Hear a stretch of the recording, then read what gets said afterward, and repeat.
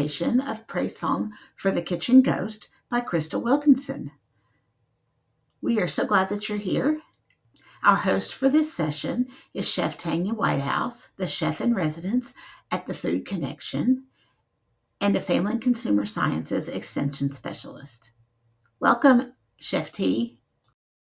Awesome. Welcome to the November 3rd edition of our Big Blue Book Club. And of course, we are still working on Praisesong for the Kitchen Ghost. I went ahead and put the Menti slide up here. So as we're going over these first couple of slides, you can log in.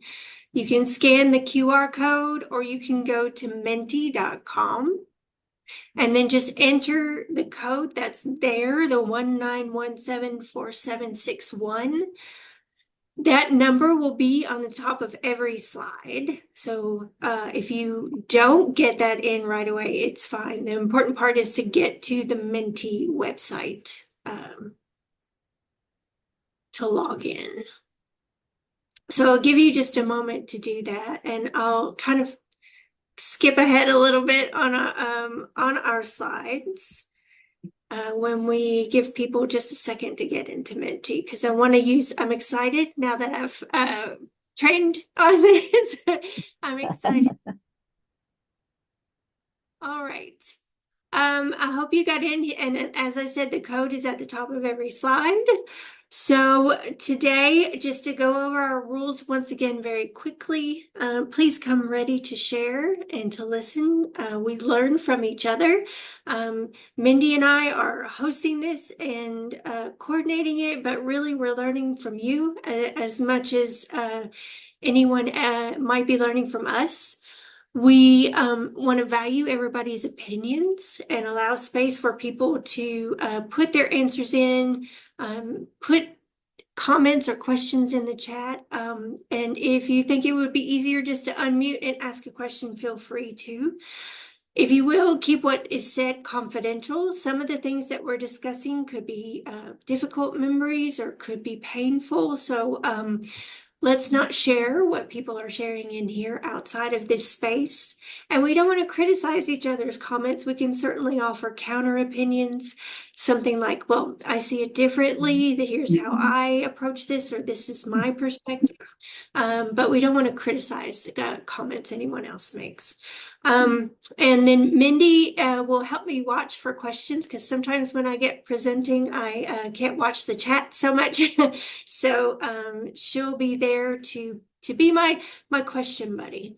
So if you're signed into Menti, you know that this is one of our recurring questions. We want to ask where you're joining us from.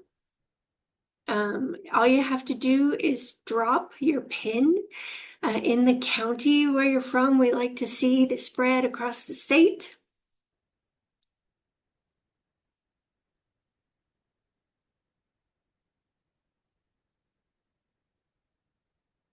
And if you're joining with a club or with more than one person with you today, would you put that in the chat? Because last week we had some clubs join. We had some clubs making some of the recipes for their watch party. If you've done that, you can put that in the chat.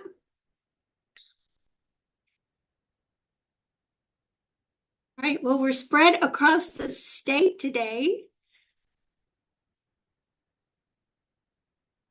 East to west. That's great. Now we're getting a little bit more in the south. There we go. Excellent.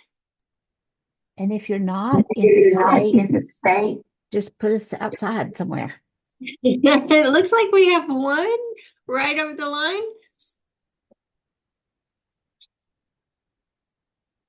Okay, I think, oh no, we still got a few more. There we go. Don't want to rush anybody. Excellent. Well, we really appreciate you joining us. from your different areas and your different time zones today. You can still keep responding. I'm going to go ahead and go to the next slide. We want to also remind you that if you have not engaged with our Facebook group for a Big Blue Book Club, to join us there. There are updates and discussion. And you can do that just by scanning this QR code, or you can go to Facebook and just look up Big Blue Book Club, but just search it and it'll take you there. So today we read 4 more sections of the book: Tasting Indian Creek, Out in the Wild, The King of Sorghum, and Hog Wild About Pork. So since we have Minty as a tool today, I want to know, of those 4, which is your favorite chapter that you read, if one stood out to you? Oh, we already have votes for the King of Sorghum. Oh, wow, yeah. Those are coming in. Okay, now we're representing all 4 of them.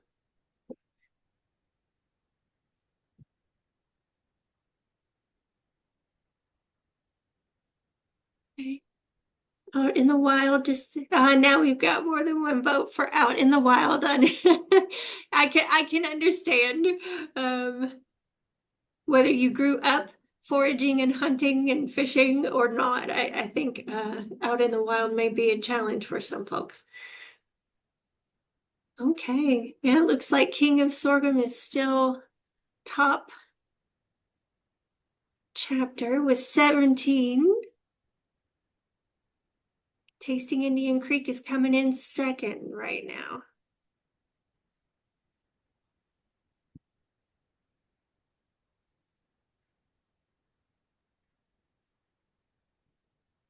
That's just about everybody, I think.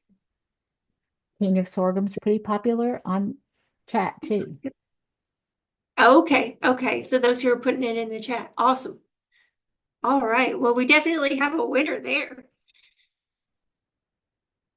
I did want to start off today. I kept talking about the fact that Crystal has been using the concept of kitchen ghosts throughout her writing, and in her collection of poetry called Perfect Black, she has a poem called Kitchen Ghosts, and I'd like to start off by reading that today. Sometimes the dead appear in my kitchen. I feel my grandmother's hand patting mine when I make cake. Her head shakes no when I don't add enough eggs or too much butter. Sometimes she laughs and claps when the yeast rolls rise. She cuts her eyes and sucks her teeth when my dress is too short.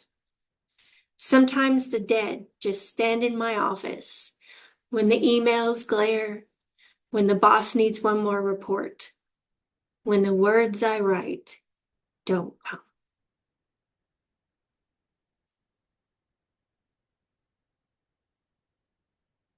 We're going to start off with Tasting Indian Creek. And I wanted to just put this up here. She talks about Indian Creek in Casey County, and Casey County is included in the Appalachian Regional Commission's definition of, or the inclusion of all of the 54 counties that are considered Appalachian in Kentucky. I have highlighted it here in blue.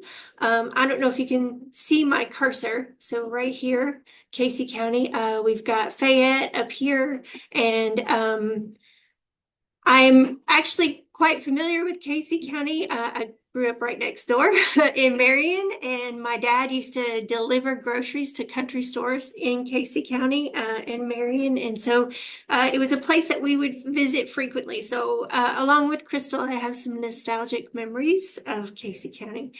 But I think Crystal makes the point again and again that the Appalachian region has a real influence on her family's foodways and food culture.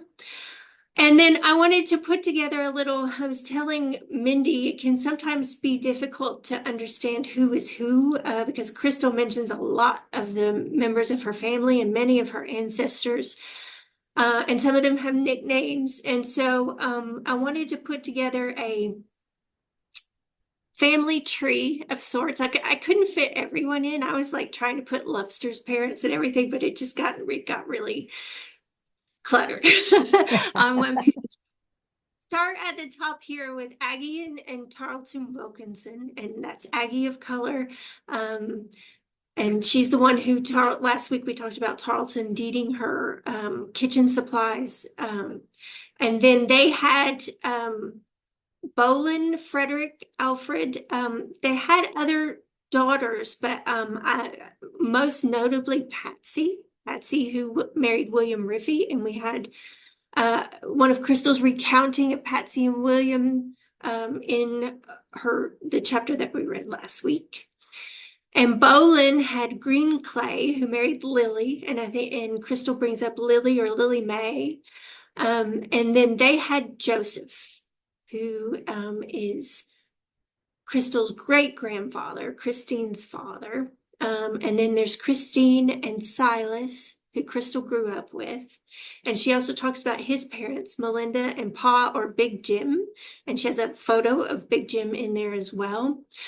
And then Christine and Silas had Glenwood, Lily Mae, Naomi, Mary Elizabeth, which sometimes she just refers to as Mary, Dorsey, Crystal's mother, her Uncle Sherman, who's the one who makes the really good blackberry cobbler, and Linda Lou. And then we have Crystal and her husband, Ron, and Crystal has Gerald and the twins, Elania and Delania. And they have children as well. Crystal is a grandmother, I think 4 times over, maybe 5 now. The twins were pregnant around the same time, so I'm not sure if that 5th grandchild has made their appearance yet. And of course, Lovester, Aunt Lo over here, married to Glenwood. Crystal brings her up a lot. She is one of her repeat kitchen ghosts. Unfortunately, or she is a kitchen ghost now. She unfortunately passed in August of this year.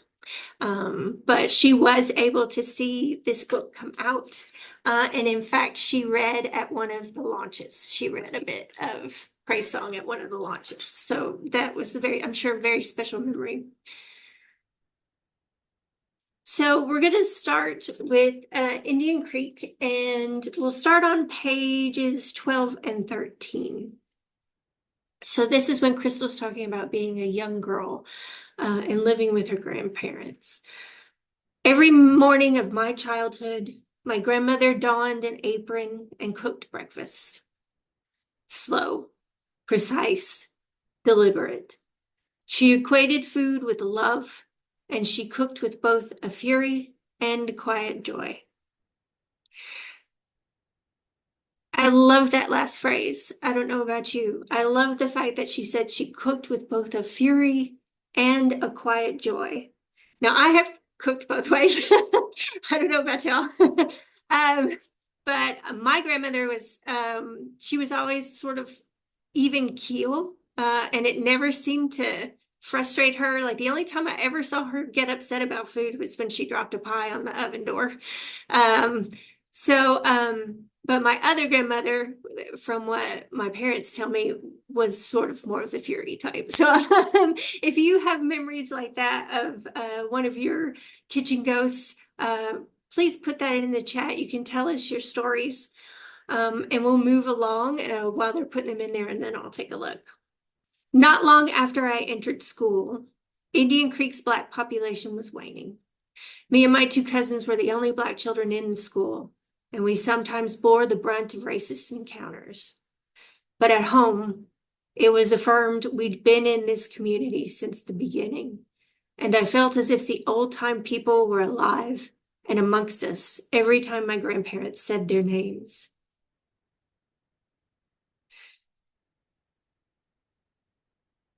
It appeals to me so much how Crystal starts talking about even these early beginnings of the ghosts joining, so that it seems like every time we tell stories about the people we love and the people who influenced us, it's a comfort, it's a buffer against difficulty and hard times, and it makes those people join us and not be so absent. We sort of call forth their spirits or their presence when we're talking about them and when we're telling tales, even if they're tall tales, right? I'm going to take a peek at, yeah.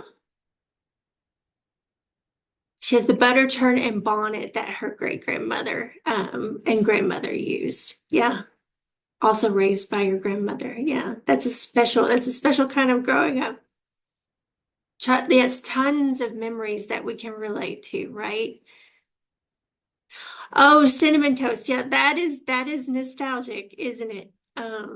Your grandmother hummed and sang while she was cooking. Yeah, I find myself doing that too, Wendy.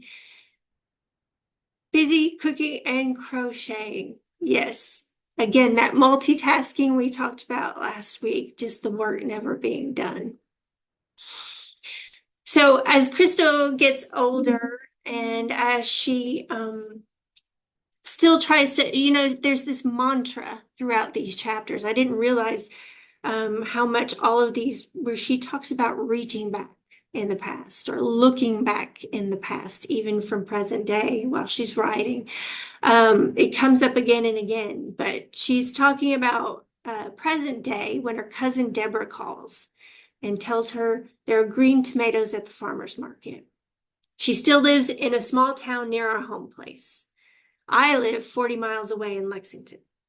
Sometimes I drive 80 miles round trip and buy vegetables sold by my cousin George Allen and his wife Susie, who own a farm. On the Miller's Farm Facebook page, which is as beautiful as any parental brag book, they post pictures of their bounty. They boast of heirloom tomatoes, cucumbers, cantaloupe, beans, squash, and zucchini. They are carrying on the tradition. Black farmers are nearly extinct. So I have put a picture of Susie, Susan Miller. She is at the farm stand at the Lincoln County Farmers Market. So if you're from that area, you probably want to check out the Miller Farm stand with George Allen and Susan. Super sweet people. They both work outside the home. So this is the main way that they sell to customers is through Lincoln County.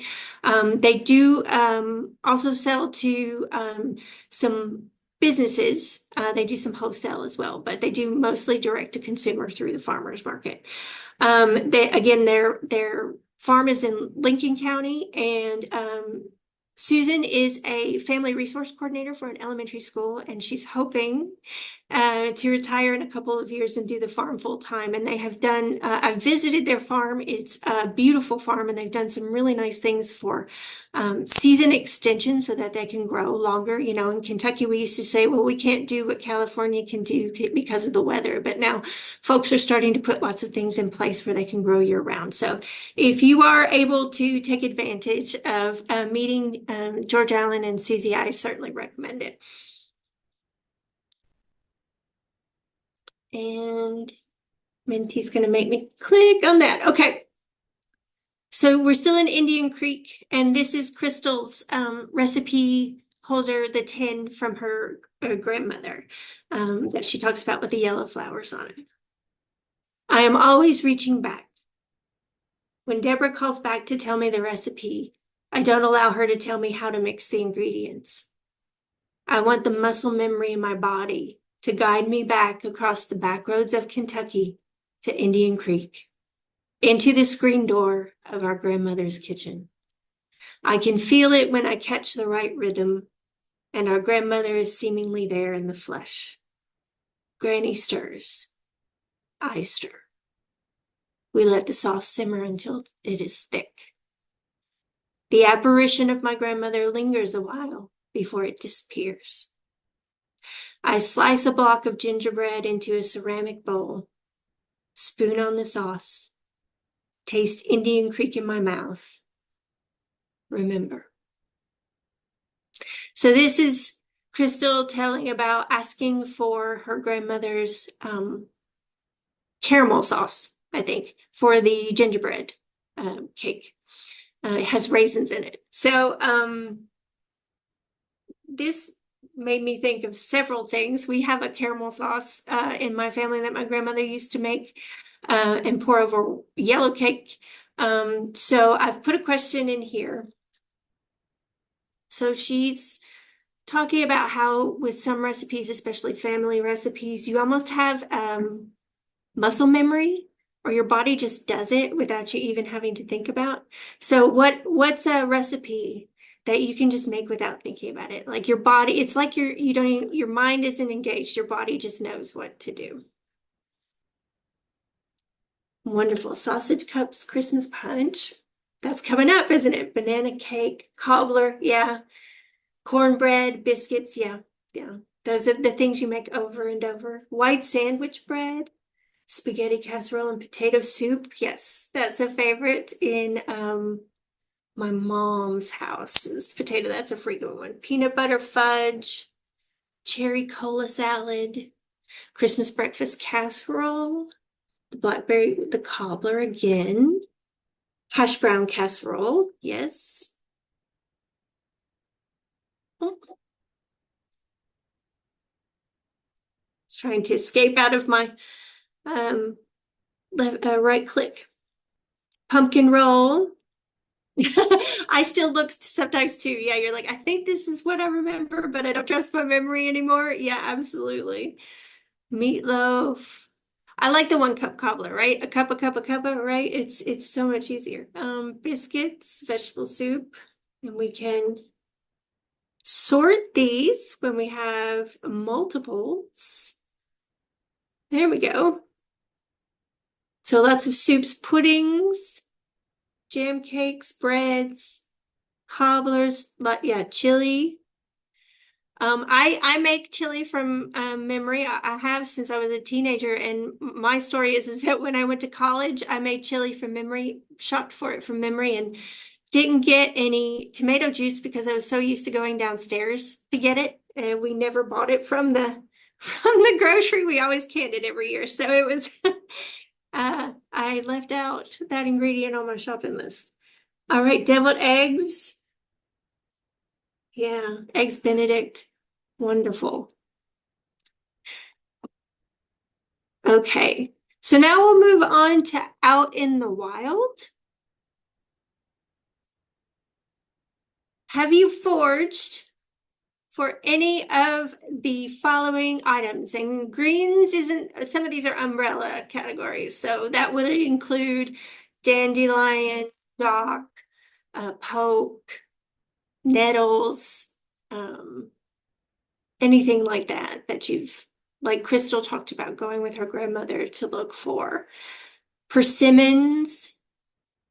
I put a lot of things that Crystal mentioned, mushrooms, all kinds of different, there's so many different kinds of mushrooms we can forage for. Ramps, anything from the spice bush, lots of berries. Yeah, many people had their memories of blackberry picking, or we used to pick, there used to be a lot of mulberry trees in our park at home, and as Girl Scouts, we'd have day camps out there and we'd pick mulberries. Pawpaws. Maybe you don't forage for them. Maybe you have a tree on your property. And nuts. Yeah. Got lots of berries. Nobody's foraged for ramps yet. There are some people who do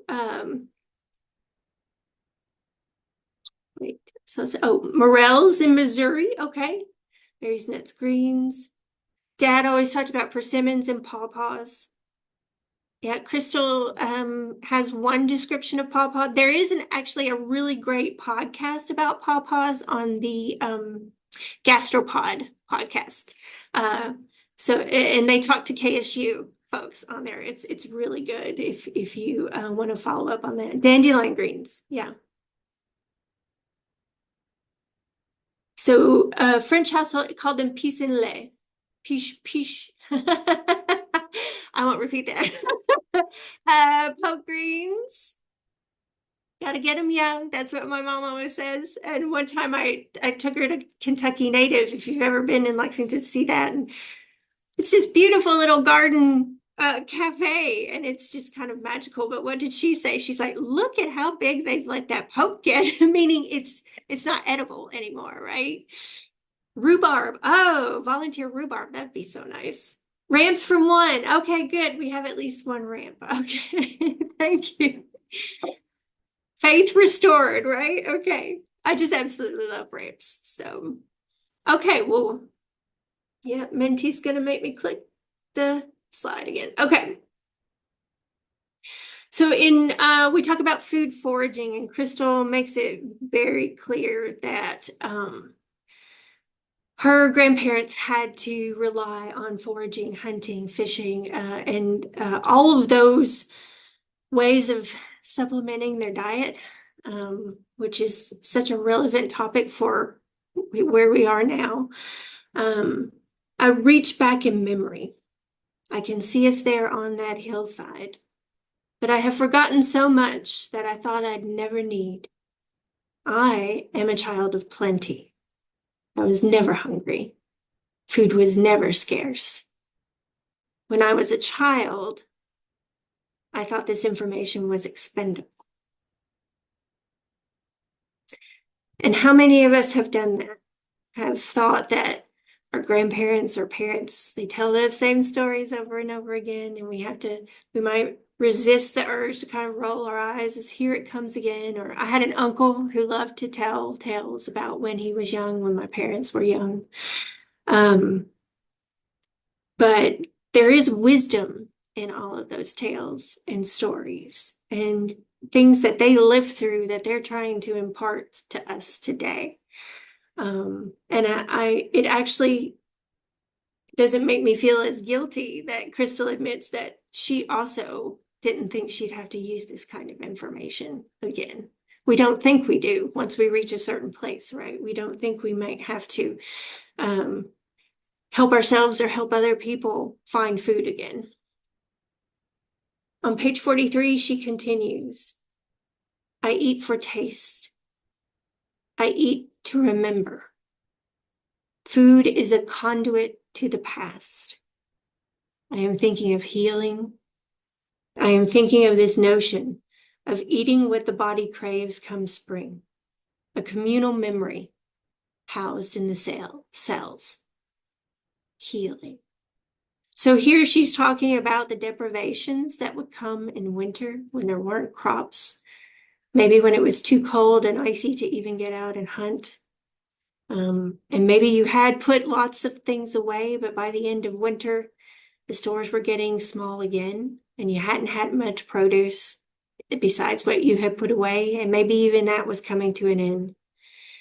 And she's talking about those first greens that would come up in the spring, the tender young ones. And that's when you can eat poke and it not be poisonous. And that's when you might see the first bits of dock or some volunteer plants like ramps and some rhubarb. Then we're talking about all of the fauna. She talked about the flora, and now we're talking about the fauna. So she's talking about her grandfather bringing these things in. Sometimes he killed a squirrel, rabbit, or a groundhog, dressed it out. And my grandmother seasoned the meat, doused it in flour or cornmeal, roasted it or fried it.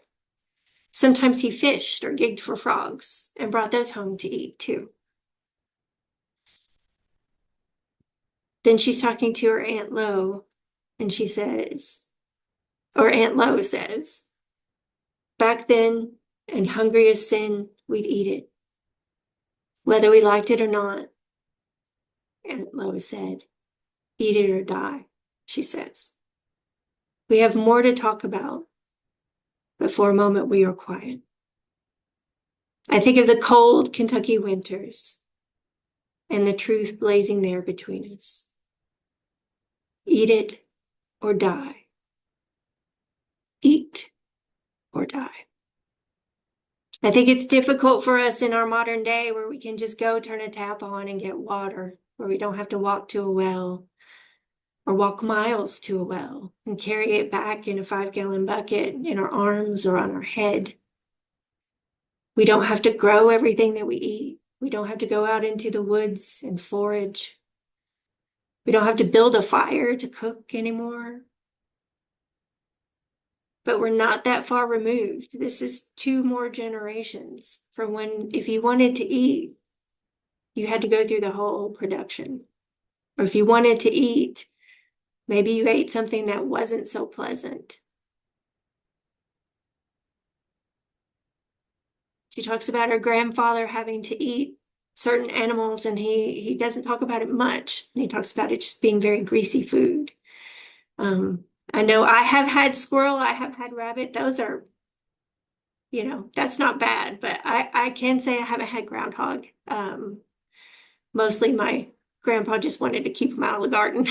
So, but we did have frog legs, we did have fish, we did have deer that had been hunted, and it was to supplant what we grew and what we raised as an extended family. So it is really what we got used to not having to think about those things, but I think we're having to think about them again. And this is one thing that I love about Extension. Not only this book club, I love this book club, but how they respond to when those needs arise. And I am so very proud of the Cook Wild efforts that happened through NEP. And these are all still, I've seen them up on the cards up on card racks when I've gone to extension offices, and they're still up on a lot of office websites. And I know Kentucky Fish and Wildlife still take advantage of these recipes to help people cook what they're bringing home from hunting or fishing. So here's the recipe for sauteed frog's legs. And I've had the privilege of being part of recipe testing for Cook Wild and some of the calendar shoots. And I have to say it's wonderful to see this kind of creativity to make sure that people are getting enough to eat and in a healthy way. So I just wanted to take a moment and look back a brief period of time to all of the development that went into this. Okay, so what wild game have you eaten? I've talked about what we've done. You can vote for more than one. I have set that, I've toggled that possibility on these answers. So if you've had all of them, you can vote for all of them. But let's see how much we've lived on out there in the wild.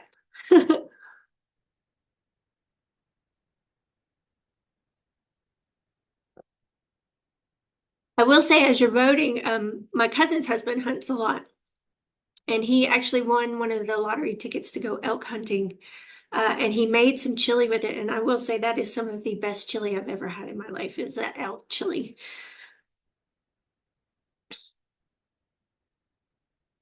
I didn't put elk up here because I figured that might be a little bit less. Oh, we've had some groundhog, folks. Rabbit, pheasant, turkey. Yes. So it looks like deer is gonna be our top experience for today, but turkey is very close behind, frog legs behind that. I mean, I can remember my grandfather dressing squirrel. I can remember my grandmother dressing rabbits, and of course we all helped out when we all went fishing, and then we all helped out scaling the fish, gutting the fish. So I can remember all of that. Okay, we've got two more votes, it looks like, and I'll take a peek in the chat. Oh, we had a question about what are ramps. I just saw elk is yes. Voting in here. Loved wild rabbits. I actually really love rabbit. I don't get wild ones anymore, but KSU has a faculty member who raises rabbits. Groundhog was one of the worst things. It's very greasy, yes. Served. First time you met this man you dated, okay, his mother, she served up a possum like a turkey. Oh, no longer hungry. I don't know why they bought neither of them like to fish. Oh, that's good. That's a good one. Perfect. Thank you for putting it in the chat if you aren't able to join us on Menti. So now we'll go to my favorite topic, and we'll have to get through this a little bit faster. The king of sorghum. I love talking about sorghum. So let me know, so I can adjust this, how familiar you are with sorghum. So this is one choice. You're very familiar with it, you consume it often, you love it as much as I do, you know about it, but maybe you don't eat it.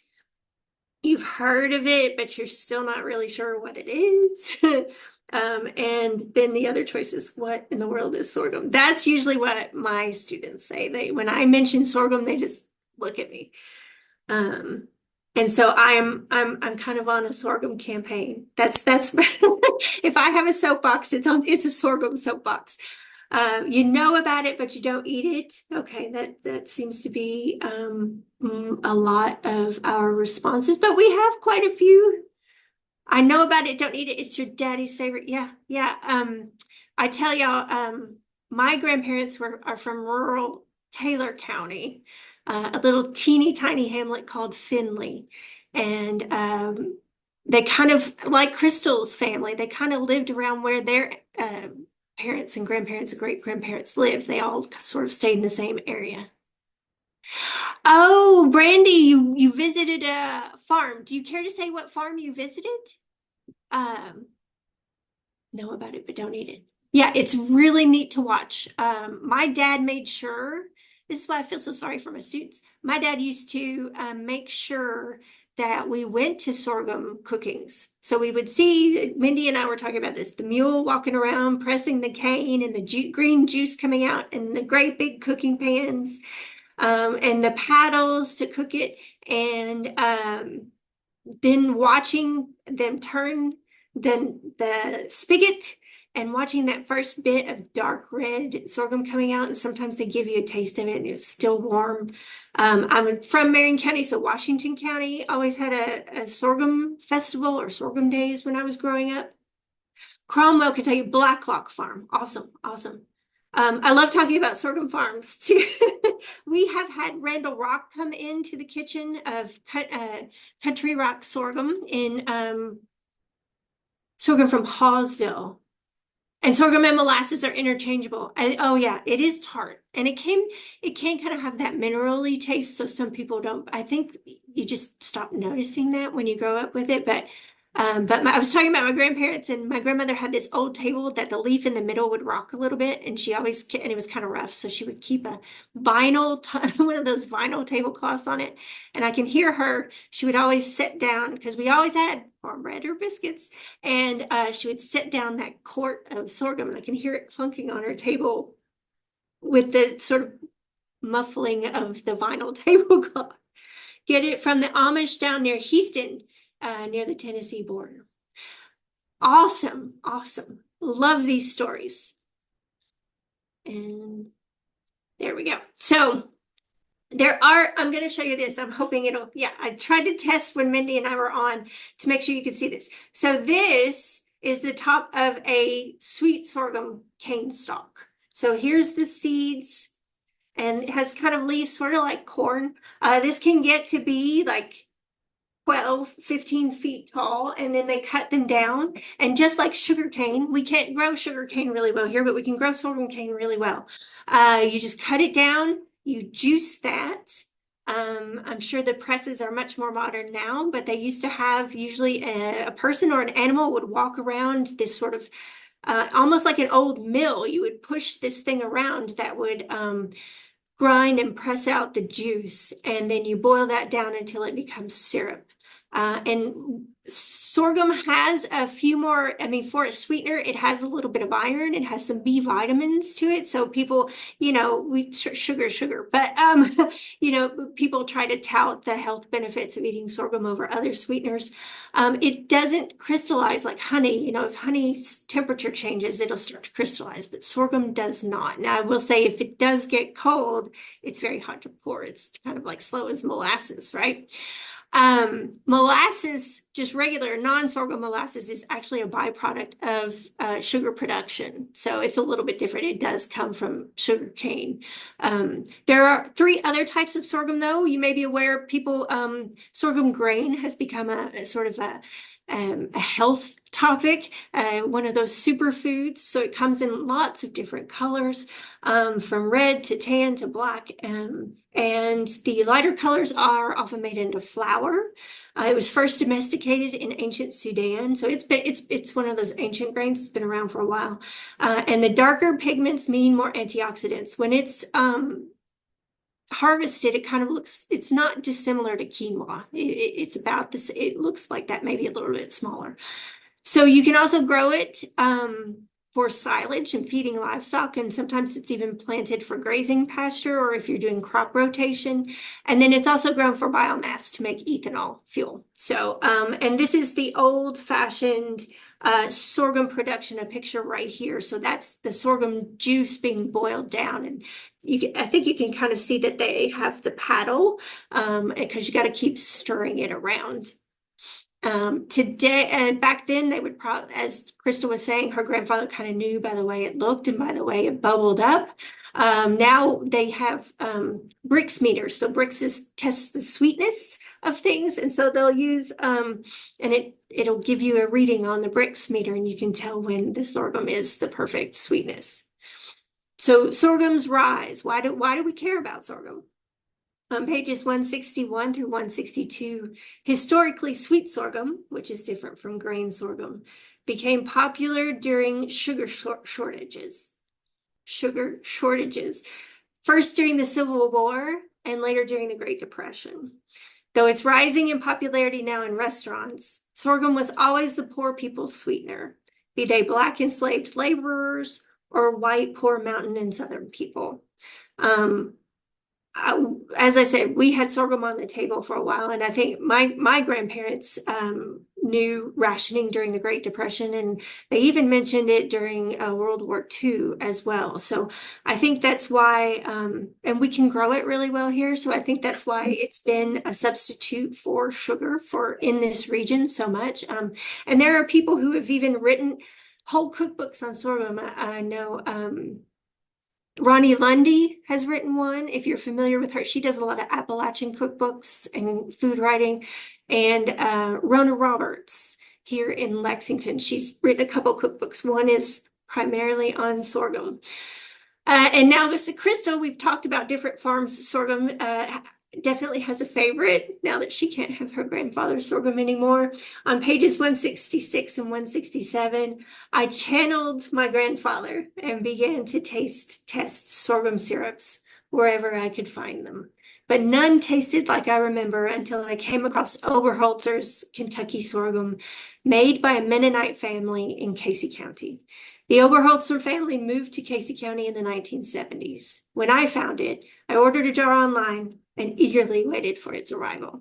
And I will say, this is the sorghum that I mostly grew up on, because again, our proximity to Casey County. And we would go to some of the Mennonite stores pretty often, just little weekend day trips. So this is the Oberholzers. It's a redder sorghum. I tend to prefer the really red sorghums for flavor, and that's the label, and you can still get it today. It's my whole life I've seen this label, so I thought that was interesting. That's Crystal's favorite too. All right, well, we've got about 15 minutes left, so we need to talk about Hog Wild about pork. And my question to you, this is open-ended. In the way that Crystal talks about being vegetarian and then taking up eating some meats and then taking up eating pork again, have you tried to connect to your past through food? And if so, what dish was it?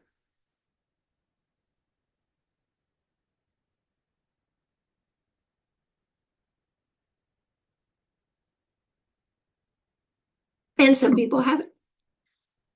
And I appreciate those answers as well.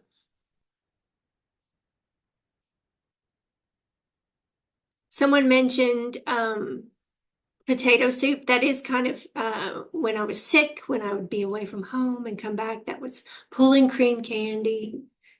Fried toast and sorghum using old family recipe. Strawberry shortcake, yes. Especially in spring, you just cabbage rolls. Oh, I love cabbage rolls. Plum pudding. Oh, you're making me hungry. I didn't get my lunch before I started this. That was a mistake. Sweet potato casserole. Keeping both your grandmother's recipes and making them. Potato cakes. Yes, Irish freckle bread. I'll have to ask about that. Mom's yeast rolls. Your husband's grandmother's from Barbados, and you made a cake for her last night she used to eat there all the time. Oh, how special. Something from her home and her food ways. Fried chicken, chocolate cream pie, country ham. I'm from Marion County. We have country ham days. So country ham is a big part of our food ways. Crescent rolled Christmas cookies or crescent rolls and Christmas cookies, maybe. Mother always made corn pudding. Yes, gingerbread cookie. Now I make my gingerbread with sorghum, not actual blackstrap molasses. Crystal's recipe for gingerbread cookie or molasses cookies. They're wonderful. They're super tender. Pumpkin rolls is now passed on to the fourth generation. Homemade taffy. Man, I envy you people who are doing like homemade cold cream and taffy. I am not, I don't want to work that hard. So I am envious of you that get the homemade pulled candies. Canned pork tenderloin and killed hogs and cook it with milk gravy. Yeah. Wouldn't you love to have that again? Lemon meringue pie with graham cracker crust. My father loved lemon meringues, and every Father's Day I still want to get out my old cookbook and make him a lemon meringue pie. Country ham, red-eye gravy. Corn on the cob. Yes, those height of the growing season things. Mom's dress, pickle bologna. Let me tell you, I have to say it again. If we read anything else, I think we need to read some Silas House, Mindy. He has a wonderful piece. It's an essay, actually, not a book, but about pickle bologna, and it just made me tear up when I read it. Salmon patties. And Crystal talks about salmon croquettes is the only thing somebody could make, and now I can't remember who. Jam cake at Christmas. A lot of us have that memory. Chicken and dumplings, peanut butter cookies, all those Christmas yeast rolls, ambrosia, jam cake. Yeah, pork tenderloin for breakfast. Think about your grandmother cooking on top of the coal burning heat stove. Oh my goodness, not even a cook stove. Even pies, and they would turn out like if I tried to cook on wood. Well, I have cooked over wood outdoors, but like on a wood stove, I'd probably burn everything. Pork and potatoes. Yeah, raised that hog killing time, right? When it gets cold and potato candy. And every time you mention potato candy, you always get someone who's like, "What do you mean potato candy?" We'll talk about that in a minute. So nose to tail eating, and we did it, and then we got away from it with lots of processed food, and then we were like, well, this is actually part of our food ways and our food culture, and really it's wasteful not to eat this way. So it kind of became really trendy a few years ago. We kind of keep coming back to this, right? If we're going to take an animal's life, we need to eat the animal, right? So I do respect all of those people who raise their own hogs. My family did as well. My mom loves talking about how her mother made souse, just like Crystal talks about it.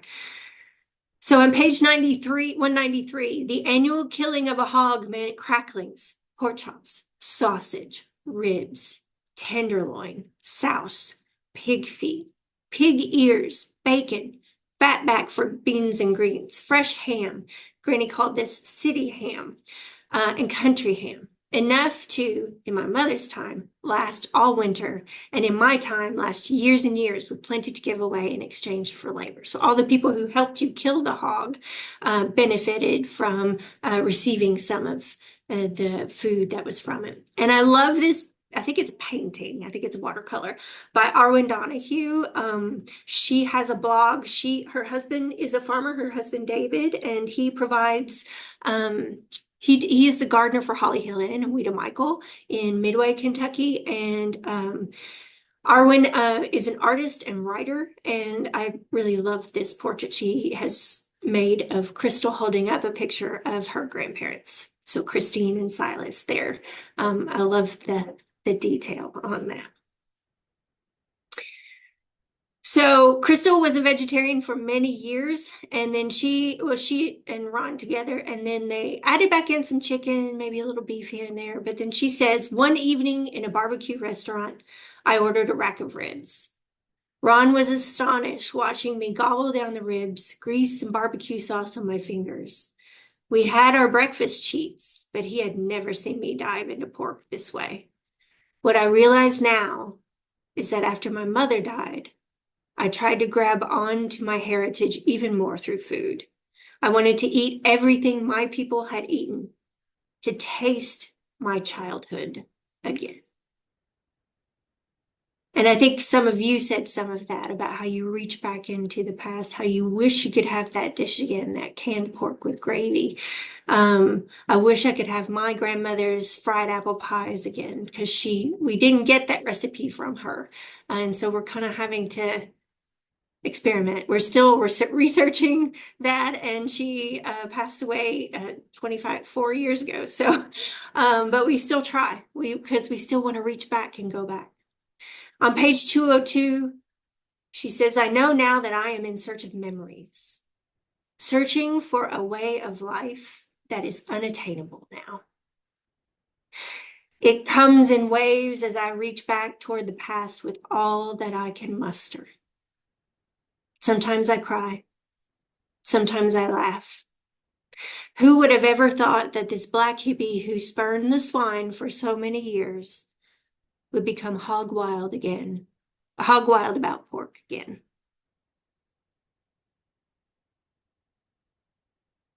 And I love that, because we all go through changes. I mean, our palate, I tell people this all the time. If you've been to a boot camp or a mini boot camp, you've heard me say our palate is very malleable, and we can change it. We can change it by tasting, by experimenting, by consistently exposing our taste buds to new foods. But I love this association that Crystal has made with, it's not just about trying new food, it's about trying to connect and find, as she called it, that conduit back into the past, to the memories of these people who loved her so much and who she loved so much. And that so many of their memories are centered on food and food-based events and holidays, which many of our lives are, and we can't avoid it, right? Everyone has to eat. So a lot of our lives are centered around food. Oh, someone said they love watching the mules walk in the circle. Yes. Sisters and you try to perfect the dishes that your mom was famous for. Yeah, it is an ongoing process. Peanut butter fudge, all power to you. My arm felt like it was going to fall off the first time I made peanut butter fudge. Gingerbread, gem cake, yes. You only eat your mom's salmon croquettes. Using the grinder to make, yes, like when you get big, you always feel so proud, right? When you're big enough to participate. I remembered like things like getting to hoe the tobacco, and they could trust me not to chop the heads off. Getting to dig potatoes, and then finally getting to oh, yay, so much, Cheryl. Thank you for putting Silas's essay in there. She's linked it. It was published on Southern Foodways Alliance's online magazine. It's really gorgeous, and it really takes me back. He also talks a lot about those little country stores that a lot of people who lived in rural areas had to depend upon. You can dupe your grandma's fried apple pie as well. Oh, her chocolate pie. All right. Well, I can be envious of the fried apple pie part, right? All right. Well, I have one more question. So out of all of this, and we're not going to cover as many in the next one, so we won't have to rush through quite so much next time. We only have 3 chapters to read, but of all of this and all of these memories and all of these ties and what Crystal talks about and what her family has survived through connecting with each other and through food, what strikes you? What stood out? What maybe even surprised you? as you were reading through? What is going to be the memory that you take away from this particular reading?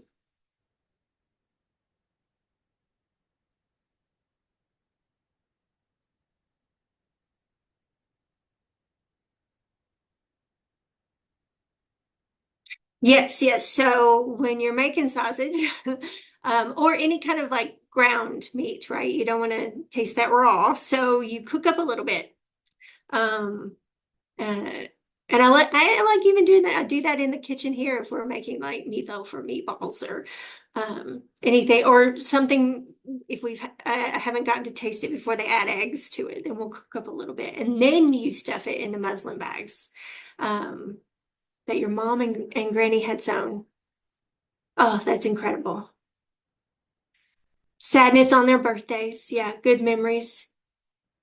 Legacy of family traditions are sacred. That is true. That is something, and sacred means to set it aside, right? So we set those things aside as something precious. Food connects us. Yes, right. That's what I love about this book. Someone has said her experiences with food mirror so many of my own. I think we can all pretty much relate to something that she's talking about, whether it's in the past, whether it's present day. Um, she finished this writing up during COVID, so we might be able to connect to some of that. Food is connection. Yeah. We are all more alike than we are different. Brings back sweet memories of growing up and gaining life skills, like very transferable skills that are so important. That's why another reason I love extension is because it teaches, starting young, teaches people skills that they can use for the rest of their life. We worked hard, but enjoyed the fruit of our labors. Yes, love her writing. Connects to the past through her memories that she helped her grandmother make. Relationships and their strength.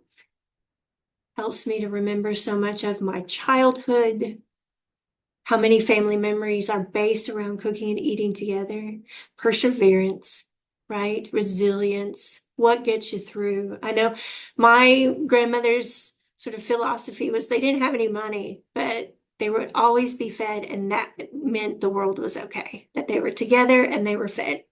It didn't matter how bad it got. We have such a food connection. We are formed by our past, good and bad. Yeah, yeah.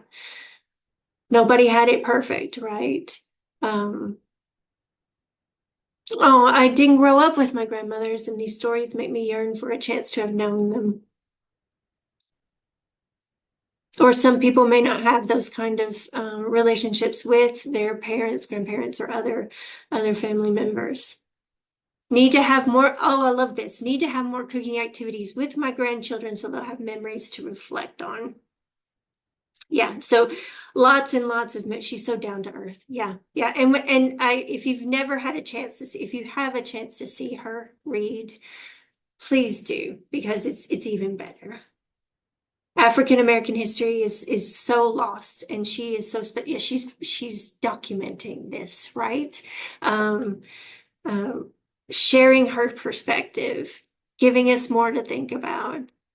Makes me hope that the time you do spend with your grandchildren is creating memories. Well, we're at 2:30, y'all. I wish I could talk to you all afternoon about this.